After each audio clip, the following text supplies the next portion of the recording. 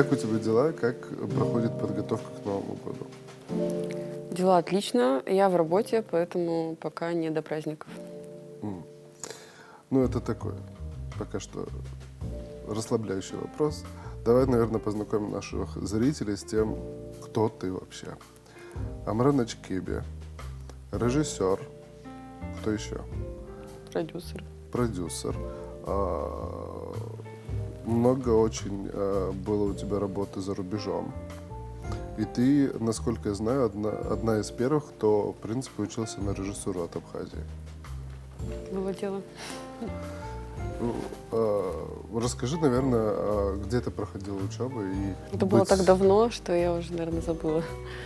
Училась я в Авгике, в мастерской Алексея Учителя. Закончила в 2016 году, потом уехала в Америку тоже на повышение квалификации. После этого я вернулась в Абхазию, после этого я переехала в Кабардино-Балкарию. Это слишком быстро ты так вообще рассказываешь.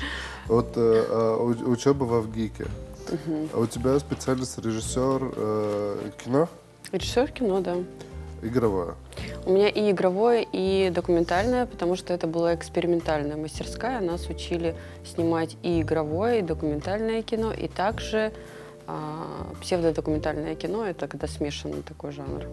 А когда ты переехала учиться в Москву, это было очень сложно?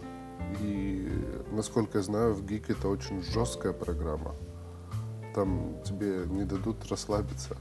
Да, несмотря на то, что я поступала по лимиту, я проходила экзамены со всеми. И я знаю, что были ребята, которые пытались поступить до меня в ВГИК по лимиту, и их просто не принимали в ВГИК, их отправляли в другие вузы, на другую уже специальность. Но, в принципе, у меня была какая-то легкая помешанность, наверное, на этой профессии, поэтому было, может быть, нелегко, но я усердно училась. Ходила во все театры, фильмы, спектакли, ходила, смотрела. Учиться на режиссера, это каково? То есть вы работаете получается, с актерами, с операторами. У меня было так, что у меня мой поток делился на операторов, режиссеров, актеров и продюсеров. Как у вас это проходит? Вы учились вместе или все по отдельности? Это разные факультеты. Это У как вас это Хогвартс. Да. Ты ездила в Америку на повышение квалификации. Тоже. А для меня, да, образование имеет такое первостепенное значение, потому что это база, с которой потом в будущем ты работать будешь. Да, ты можешь без образования пойти работать, набираться опыта и набивать свои ошибки, шишечки сам, но, конечно, будет намного легче, если ты сделаешь это через образование. Ну, там наверное... тебя направляют, показывают, рассказывают. Когда ты сам этим пытаешься заниматься, это не всегда получается правильно. Тоже Да, надо об этом да. сказать. Да, и плюс, знаешь, каждый раз, когда ты попадаешь в новую среду, а как ты понял, я все время куда-то переезжаю, то Москва, Америка, потом Кабардино-Балкария, потом Крым. Например, в Москве первое время было сложно, потому что я выросшая в абхазской деревушке, мне было странно все это воспринимать. У меня была учительница, которая мне помогла, наверное, открыть мою главную задачу для меня, возможно. И у нас была с ней курсовая, она мне помогала ее писать, так как мой английский, конечно, несовершенен. Она мне помогла написать курсовую работу. Звучит она так: «Развитие экономики Абхазии через кино на примере Новой Зеландии, Австралии и Франции». То есть это такая креативная экономика. И это было еще в 2016 году.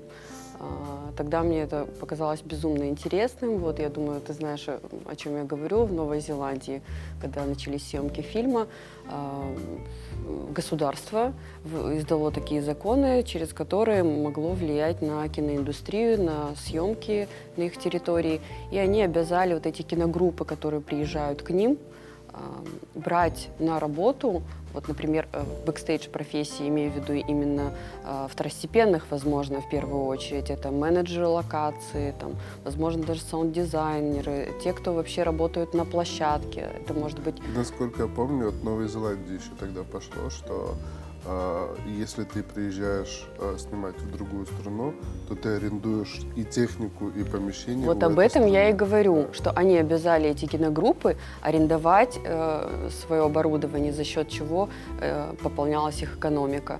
И также они обязали вот эти киногруппы брать на работу своих граждан.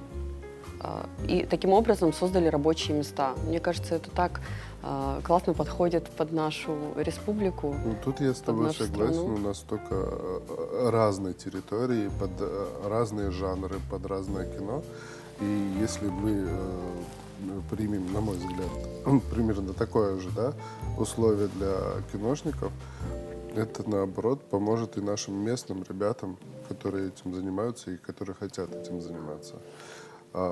Тут ты еще сказала про киношколу. Я хотела про нее чуть попозже спросить, но тут она напрашивается. Когда я тебя спросил, для чего ты хочешь создавать киношколу, ты сказал, мне не с кем работать. Тут в основном... Мне нужны коллеги. Да, тут в основном группы уже как бы сформировались, и они работают как-то своими кучками. Но нет такого, то, что мы работаем на общее. Нет, я, наверное, говорила о том, что в основном, если честно говорить, те, у кого есть профессиональное образование, кино, имею в виду, в кино, это режиссеры. Ну вот все мы едем учиться только на режиссеров. Кинооператоров, сценаристы, продюсеры. Кто у нас очень кинооператор, мало, который и- закончил в России? Есть хоть Ладно, один? таких у нас Ну, нет. не в России, неважно, может быть, и в Абхазии, но я имею Может в быть, виду и именно есть, но мы картинку о них кино. не знаем. Да, окей. Вот именно поэтому хочется, чтобы... Нет, и ты можешь работать Ты можешь работать оператором в другой сфере и быть абсолютным профессионалом. Я сама, как ты знаешь, и фотографирую, и сама научилась снимать как оператор. Но то, что есть все равно какая-то база и профессиональное образование, невозможно с этим не считаться. Это да. Ну, учитывая, что во ВГИКе, например, операторы, звукорежиссеры изучают химию, физику на таком уровне, на котором не снилось и нам, наверное. Ты понимаешь? Да, то есть профессия, что и режиссера, что оператора, это огромный спектр знаний. Если режиссер должен знать работу каждого своего подопечного, оператор должен знать работу каждого предмета в мире. И света. И света, и предмета. фокусника, Ну, фокусника. там тоже это целая наука, можно так сказать. Насчет школы. Ты в каком формате ее хочешь открыть и хотя бы примерно, когда это произойдет? Да, произойдет это уже совсем скоро. Ну, прям обучение начнем в следующем году, а запустим уже, наверное, в этом. А так в формате это будут занятия. Занятия по группам. Например, есть операторская мастерская, в которой есть 10 человек, преподаватель, и там они изучают работу с камерой, даже со светом и так далее. Там есть мастерская звукорежиссуры, есть мастерская, там, разные мастерские, в общем, но есть разные мастерские, но основной такой фишкой этой школы будет, что в конце все эти ребята совместно будут создавать фильм. То есть у них будет продукт, которым можно будет защищаться, у них будет портфолио, которое они могут в будущем показать другим, если захотят устроиться на работу и сказать, вот здесь я работал сценаристом. Ну, к примеру, у нас 7 мастерских на данный момент. Вот я знаю, у вас еще есть один коллега, хотела тоже его привлечь на работу в качестве преподавателя по анимации. Возможно, получится. Мне кажется, это очень интересно. На данный момент мы выиграли грант, конкурс Созидателей Абхазии, фонд президентских грантов. И с помощью этого гранта мы постараемся помочь молодым ребятам. В основном на данный момент это подростки. На данный момент, потому что в дальнейшем мы хотели бы расшириться. Потому что есть взрослые ребята, которые хотят переквалифицироваться. И для этого не обязательно ехать за 3-9 земель, можно, в принципе, и здесь получить Ну, образование. вот для подростков это в основном школьники, получается, да? До 17 лет, на данный момент так. По сути, это для тех, кто хочет... Профориентация. Да, профориентация, и плюс для тех, кто хочет поступить на эту профессию, чтобы они уже с базой дальше пошли. Да, наверное, ты прав, но все же есть одно отличие. Иногда тебе нужно понять, что это не твое. Вот. И для Пробный этого тоже. вариант университета, скажем. Да, зачем тратить 5 лет жизни, когда ты можешь как бы еще в школе понять, что операторское мастерство не твое, и ты, не знаю, хочешь быть актрисой. Как подать заявку на участие? Когда можно будет это сделать? И когда начнется самообучение? Так, начну с того, что на данный момент мы проведем ряд мероприятий, на которых мы расскажем о том, как можно подать заявку. Места ограничены, всего 70 человек, и это по 10 человек на мастерскую. Поэтому, скорее всего, у нас будет определенные бонусы для детей, которые хотят этим заниматься, и, возможно, у них нет возможности и в трудной жизненной ситуации. И всегда будет там плюс 3 балла этому участнику. Это вот основное, наверное, что бы хотелось сказать. Далее мы посетим несколько школ, где расскажем про наш проект. После того, как будут набраны все группы, мы приступим к занятиям. Всего будет 22 занятия по каждому направлению. После окончания обучения мы займемся съемками фильма. Это препродакшн, сами съемки и постпродакшн. Это придет где-то на май, июнь, июль, после чего фильм, созданный вместе всеми участниками обучающей вот этой школы, будет показан на большом экране. И думаю, дальше мы можем работать с этими детьми. Ну, в первую очередь, эти дети, подростки, мы можем также приглашать их в свои фильмы как помощников, можем как актеров, смотря как бы, кто в какой мастерской учился. У меня на самом деле есть преподаватели и с ГТРК тоже, и очень хочу поблагодарить вашего генерального директора. Она написала письмо поддержки, и это прям огромный был бонус для нас, потому что это показывает проблему нехватки кадров. И таким образом, если это будут подростки там, 18 лет, они смогут пойти работать к вам на телевидении даже. Это замечательно. У нас действительно большая нехватка специалистов. Бедные наши операторы просто. Мы их уже... Вот, допустим, сегодня съемка весь день, завтра съемка весь день. И одни и те же операторы, потому что мы просто не можем... Ирина Шотовна говорила как раз о том, что если вдруг компетенции будут соответствовать, то да, мы возьмем их на стажировку и на работу, почему бы и нет. То есть обучение начнется, в принципе, со следующего года, ты имеешь в виду учебного года или 26-27 года? 26-го года. Учебного. В сентябре. Нет, мы к сентябрю уже закончим, все. То есть как раз, да, сейчас. Вот первые 3 месяца у нас на информационное сопровождение, и через 3 месяца мы начнем уже обучение. Где можно будет находить информацию о школе? Может, вот зрители наши захотят тоже попасть туда? Да, у нас есть свои социальные сети, есть ВКонтакте, есть Апсны Film School, называется, в Инстаграме. И, в принципе, я думаю, вот мы проведем кампанию, и у нас также есть сайт, он называется на данный момент Табаща, но, возможно, в поисковике будет сложно его найти. Ну, мы ссылки, QR-коды, все здесь поставим, все увидят. Спасибо большое. Реклама. Сколько с меня? Договоримся. Договоримся. А ты помнишь, что ты у меня в проекте должен участвовать в качестве режиссера? Мы сейчас говорили с тобой об обучении, я хочу продолжить эту тему. Новые медиа Абхазии. Да. Расскажи, пожалуйста, что это, как это и с чем это едят? Потому что был момент, когда очень много фейковой информации про новые медиа пошли.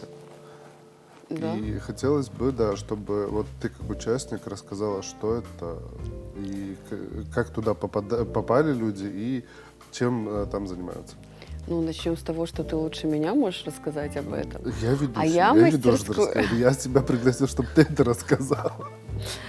Мастерскую новых медиа очень давно о ней слышала и давно хотела туда попасть. Причем это было до того, как в Абхазии объявили набор.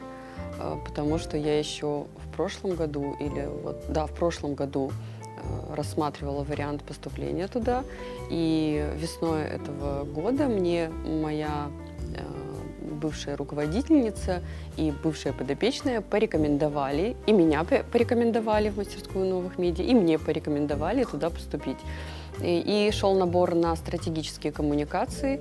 Я подала, прошла, по-моему, 5 этапов, если не ошибаюсь, в конце собеседования. Вроде прошла все отборы и могла пойти учиться на стратегические коммуникации.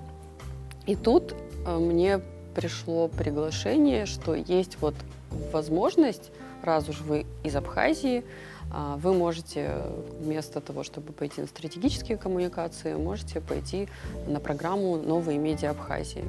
Я подумала. Мне было сначала так необычно. Я хотела все-таки на стратегические коммуникации, так как я считаю, что это все равно больше мое направление.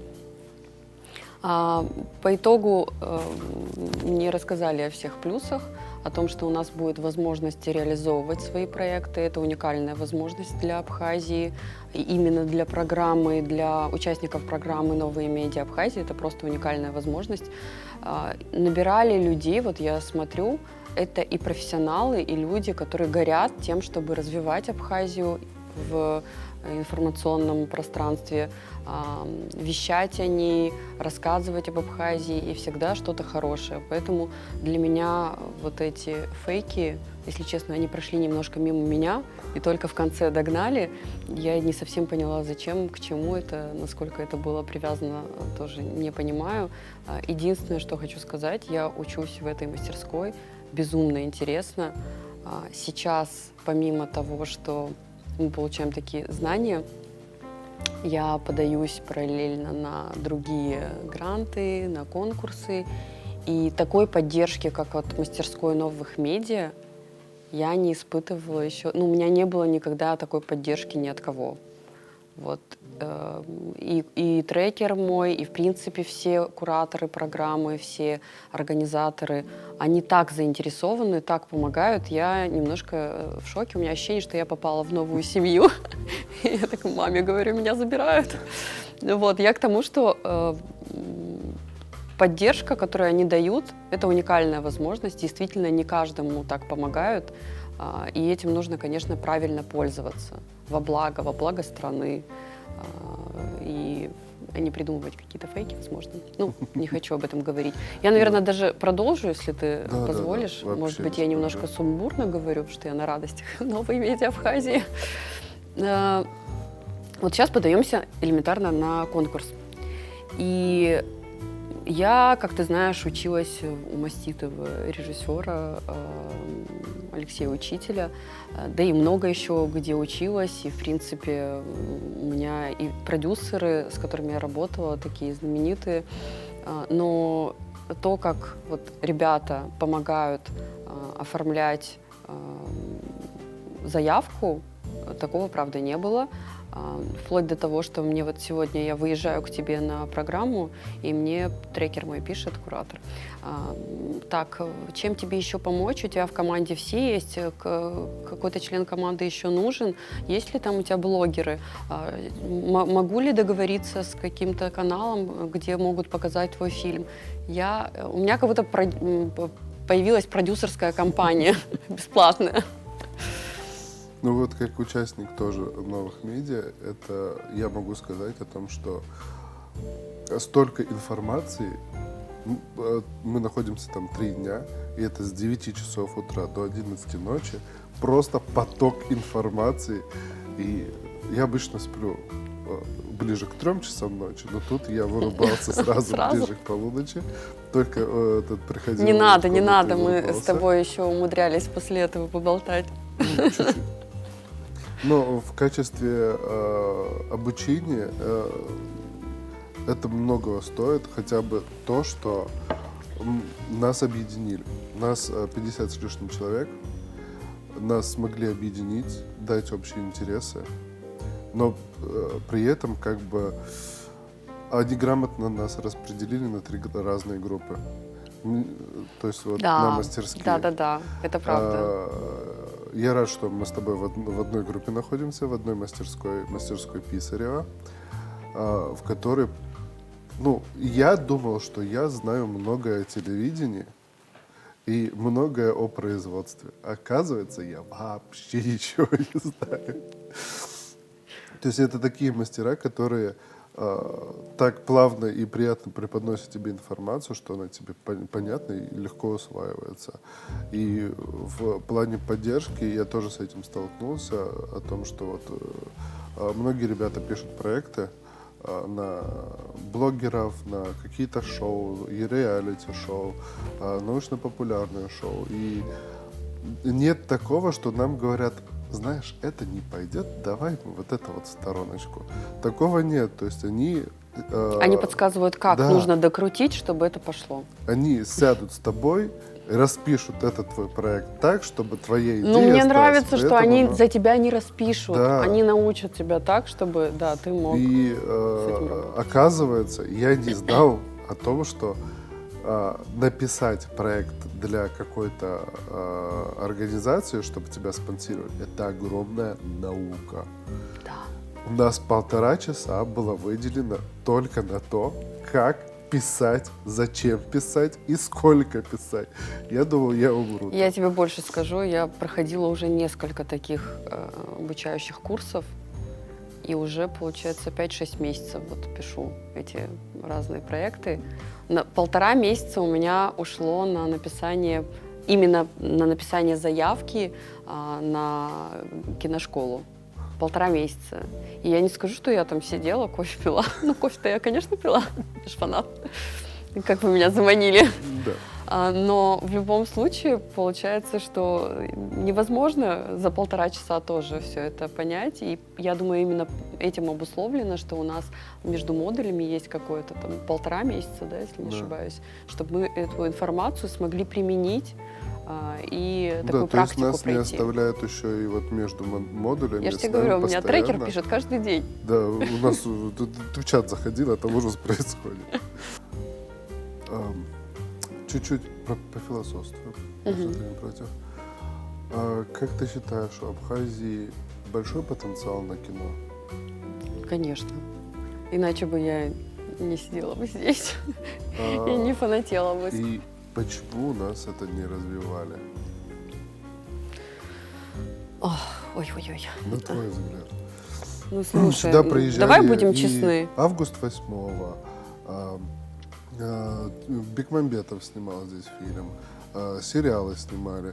Но почему наши же не производят ни сериалы, ни фильмы, ни документалистику? У нас это очень в таком мизерном количестве, что оно даже не выходит за пределы Сухума, не говоря уже об Абхазии.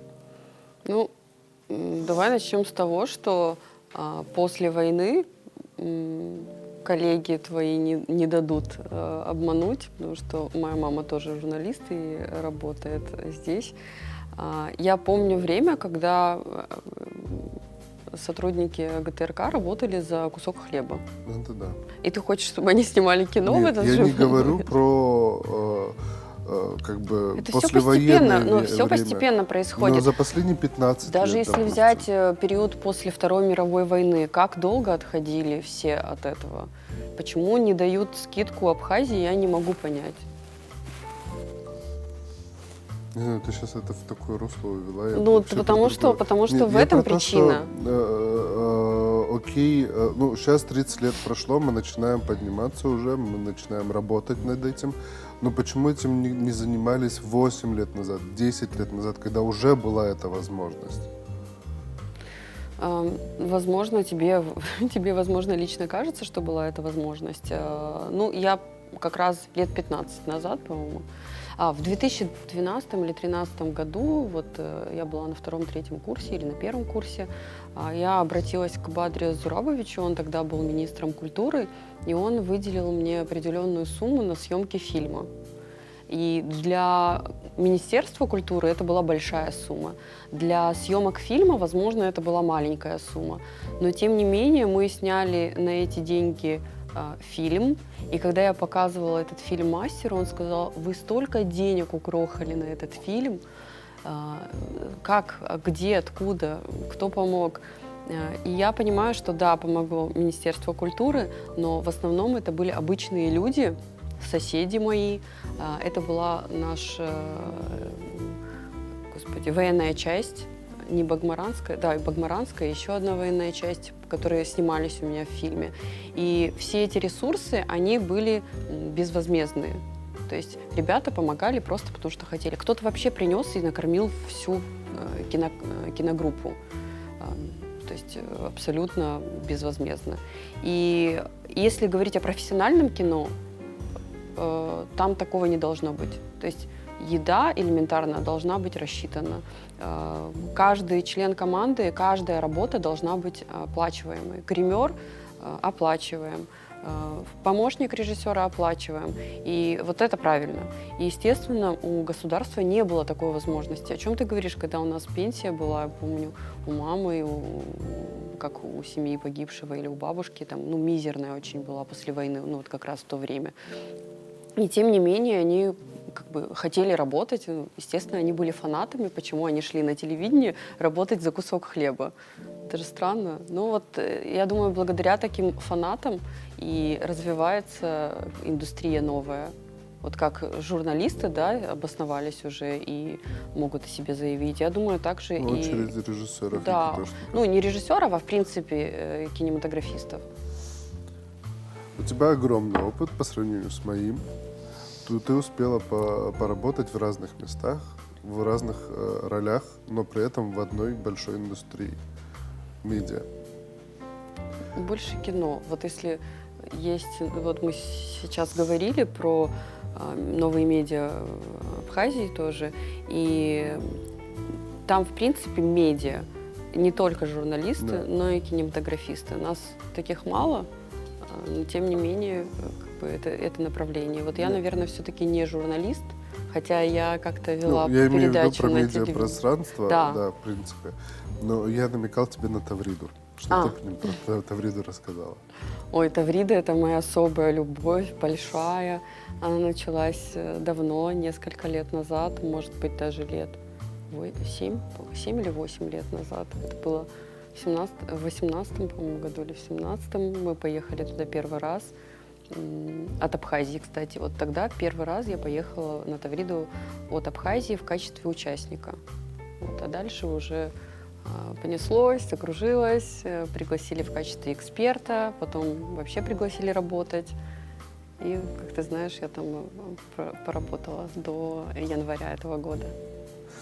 На Тавриде я работала заместителем руководителя службы индустрии кино, анимации и медиаконтента, конкретно направлением кино. Также и с анимацией медиа соприкасалась.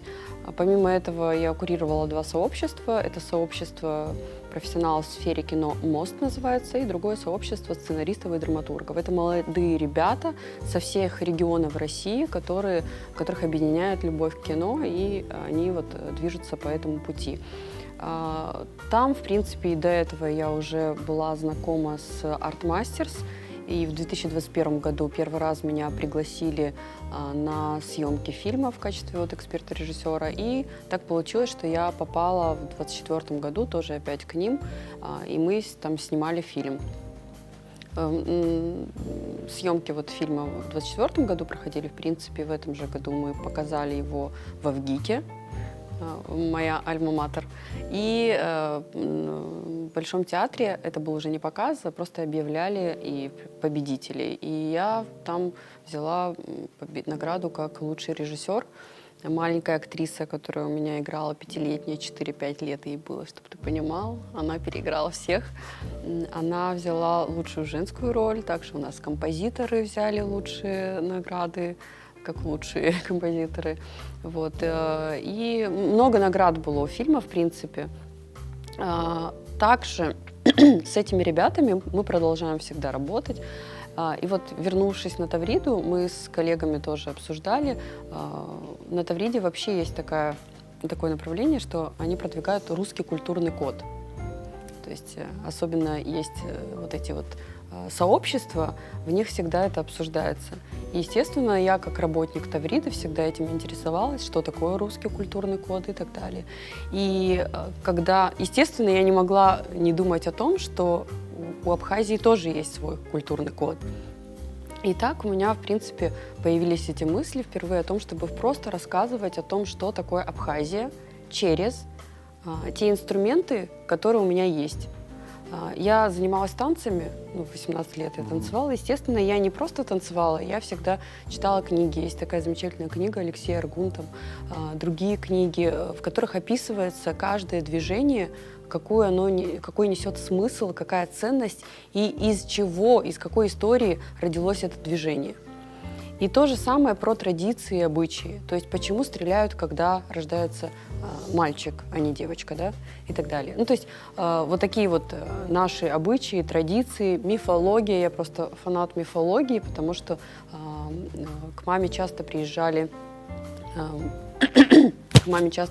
ученые, которые работали в этой области. И оттуда у меня такая любовь к этому.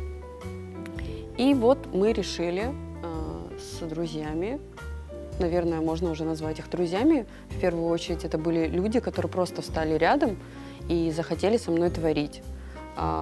После того, как вышел первый ролик, мне в запрещенных сетях уже можно говорить, в Инстаграме, в Телеграме, да, в Инстаграме, в Телеграме, в Фейсбуке начали писать люди, и даже просто на WhatsApp писали: Амра, мы хотим тебе помочь, я вот такой-то, такой-то человек, могу помочь тем-то, тем-то, или вообще, в принципе, если нужна какая-то помощь, обращайся.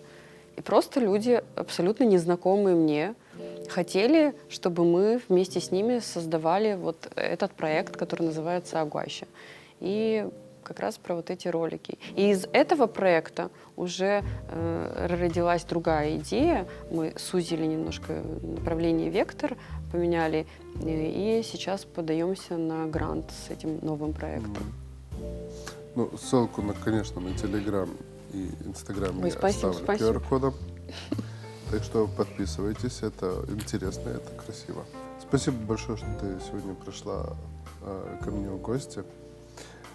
Надеюсь, хотя нет, я не надеюсь, я уверен, что все сработает, все срастется и сможем воспитать новое поколение киношников, операторов, режиссеров, сценаристов, возможно, даже актеров в наше светлое будущее. Спасибо тебе большое, безумно комфортно было с тобой поболтать. А ты волновалась?